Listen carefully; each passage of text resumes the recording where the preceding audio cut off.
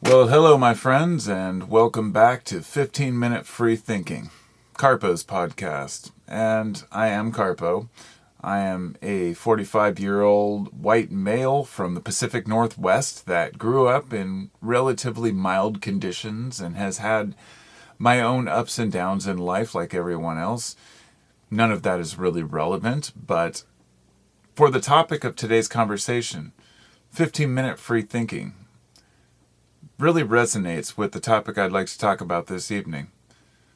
Usually I don't do podcasts this late, and it's about 11 at night, and it's 2021 Memorial Day weekend. I had my brother and my mom over today, and we had a nice, delicious lunch and a great discussion and whatnot, and I just thought, I'd like to really appreciate the connections that we have in life, the things that we have in life. To me, it really brings home what matters to me, which is family, friends, experiences. And it's a very simple life. I don't want much. I don't need to be a millionaire. But I wouldn't mind having a lot of money because then I could do the things I want to do without having to worry. But I'm well aware that with that comes the same amount of problems. Mo money, mo problems, as they say.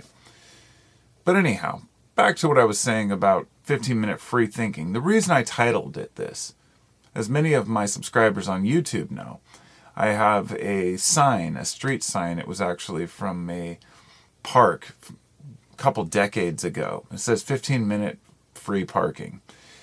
And I think the sign was laying in a field somewhere, and I picked it up and I ended up taking it home, and I changed the parking part to thinking. Now, looking back, I did this about 7 or 8 years ago, and ever since I've had it in my background on YouTube. But it's more than just a statement. It's more than just a play on words. It's the fact that through the whole time I've done my YouTube channel, my podcasts, I've said whatever the fuck I want. I try not to cuss too much. I only do it when I want to make a point. I try not to talk about too controversial of topics merely to get people to go, oh my God. Controversy sells. I've tried to keep my shit as real as possible. And my subscribers know this. Which is why the topic today is kind of interesting, because I wanted to talk about this bullshit culture that we have surrounding selling out. And it was funny because originally I wanted to start out with talking about video games here, which I'm going to get into. And I guess that has a point. I guess I'll start there. When I was younger, I remember some of my earliest memories of video games was going down to the corner store, which was called Thiessen Store, the Thiessen General Store. It was like a little market. It was maybe 7 or 8 blocks from my house. All the kids would go there and play the games in the corner. Pinball, Pac-Man, Space Invaders, and one in particular I remember is the older kids playing a game called Dig Dug. Pretty interesting. As a kid, not having any quarters, it wasn't really my thing. I didn't participate in playing these games, but I enjoyed seeing how the older kids did it and hoped that one day I would. Got a little bit older. When I was about 12 years old, 11 or 12, my father bought an Atari. Oh boy, that changed everything. We got asteroids, and I remember him and I sitting up one night shooting these asteroids, and me getting up later and seeing him still playing and how much he was enjoying it. Asteroids taught me that space is scary. Got a little bit older. We got a ColecoVision. At this point, we got Jumpman Jr., we got Pitfall. That taught me, watch out for pits and don't jump on alligators, especially when their mouths are open. few years later, we got a Nintendo. I remember playing Mario Brothers, Super Mario Brothers. And I thought a lot of people might think that the lesson to be learned there is to save the princess. For me, it was two things. Number one, the sewers will get you there fast. There's a metaphor there to be learned. And number two, mushrooms help you grow. I didn't play video games again for years until I was living with a friend of mine. And we got Twisted Metal and Resident Evil right when they came out, and we played those games. They both taught me the same thing. Make sure that you get guns. Then the PS3, Red Dead Redemption, when my son was really young and he slept a lot as a baby. I played online, Red Dead Redemption. That taught me also get guns, but more that the Old West totally sucked. Which brings me to the current moment and the point of this, which is that ever since I've been playing the game of life, reality, I'm not a gamer, don't get me wrong. That's not the point I was trying to make, and it was not even about the video games themselves. It was about the interesting little life experiences and unique circumstances we have in our own individual lives that lead us to where we are, that make life unique. And this brings me back to what I was talking about earlier. When I was younger, I thought my generation was the first of many generations to not sell out to the fucking man. What they would call the slacker generation. Listening to Kurt Cobain, Nirvana, right? It was the perfect example, because I did read an article a while back about that. The slacker culture of the 90s and how that was really, the 80s and 90s were my generation. And when I say slacker, I don't mean that nobody cared about anything. There was definitely a lot of that, especially within the grunge culture. The kind of nihilistic, nothing matters attitude. The rainy days in Washington, Kurt Cobain suicide type attitude, right? Well, the reality was, slacker culture was about sticking it to the man by saying we want to do things differently. Seeing how this unfolded in the generations beyond mine, past Gen X, it became a me culture. And I don't want to say this disrespectfully to any of the younger people out there, because I know not all young folks are like this. Just like I know a lot of Gen Xers suck too, and a lot of old people, young people. There are a lot of people out there who have their own opinions on life, and that's fine. And what is important, for example. But there was a certain degree of not wanting to sell out, of uniqueness, of, let's say, truth in who you were as an individual. You might fit in within a small group, but for the most part, each person had their own personality, their own character. The internet comes around, and now everybody wants to be an influencer. We have some of the types of people that when I was younger, we used to make fun of. We used to joke around about the rich who were just famous for being famous or famous for being rich. The people who don't really contribute anything to society. The Kylie Jenners of society. Okay? The Paris Hiltons of society. The people who others just want to talk about and gossip about. And these were some of the original influencers, if you will. But there's a whole generation of young people who want to be internet influencers to make that internet cash, make that money. And it's not about trying to make a living. There's nothing wrong with that. It's about selling out for a product you know you damn well don't use. Or a product you haven't researched yourself. Or, the fact that by people buying into this shit, it allows folks to basically be a walking billboard or commercial, and others just cheer it on. And I can't say that I know any better. It's frustrating when I see people walking around in like Gucci sweatshirts and, trying to sponsor some wealthy brand that exploits labor in another country so they can sell their shit for 10 times more and pay their CEOs millions of dollars. And why do you wear it? Because you're wearing a brand. You want to wear someone else's brand.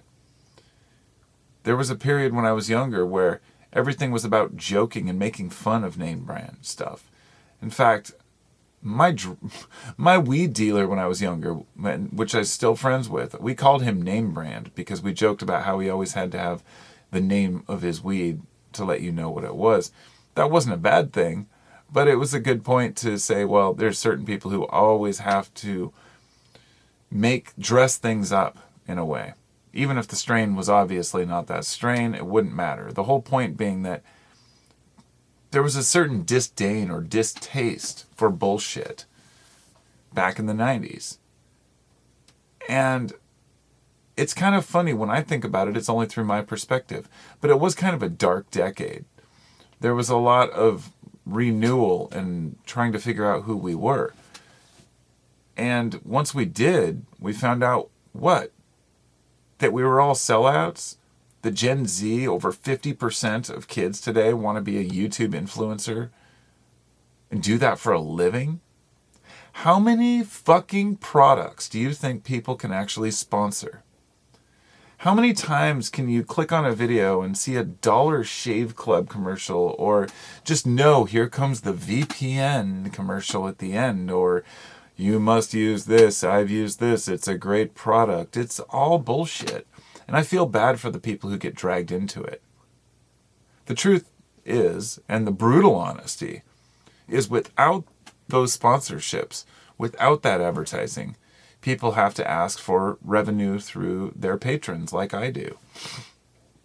For my podcast, when I post the audio, it costs me around $20 a month just to host my own podcast for a place called Simplecast, which distributes it to the websites. To me, it's worth it to say whatever the hell I want. Even though I record a video on a lot of these, which I will post to YouTube, there's a lot more of my podcast that I don't post videos to because I know YouTube will delete them. But for me to be able to say what I want is a great freedom. And there are companies that will not have a sponsorship with somebody who talks about certain issues, whether I talk about racism or my disdain for Israel or my issue with left or right politics. It doesn't matter. Some issues will not be touched by advertisers. And therefore, what we have right now is a complete faux version of what is really going on in the world. In other words, let me put it this way. There are a lot of complaints about mainstream media being garbage and how far downhill they've gone, and fake news this, fake news that. A lot of it is embellished, a lot of it is overblown, a lot of it is omitted, the important things as far as I'm concerned. However, if we're going to go to relying on alternative and personal media, we have to realize that even these small-timers rely on advertising. They rely on people who will work with them. Channels who put a controversial topic up and then can't get ads. We heard about this in what they called the adpocalypse in the last couple of years on YouTube. Well, what happened to all those channels? They just stopped talking about controversial stuff. Some of them moved to other places. But the thing is, a lot of people just talked about controversial topics to get views, not to resolve issues. And that's different. It's like what I asked on a poll the other day. Would people like to hear about harm reduction with drugs?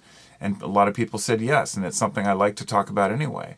But on YouTube, they don't care. They deleted a whole bunch of cannabis channels, psychedelic channels, ones that dealt with actually trying to understand how drugs affect the body and the mind, something that we've all lived with for thousands of years.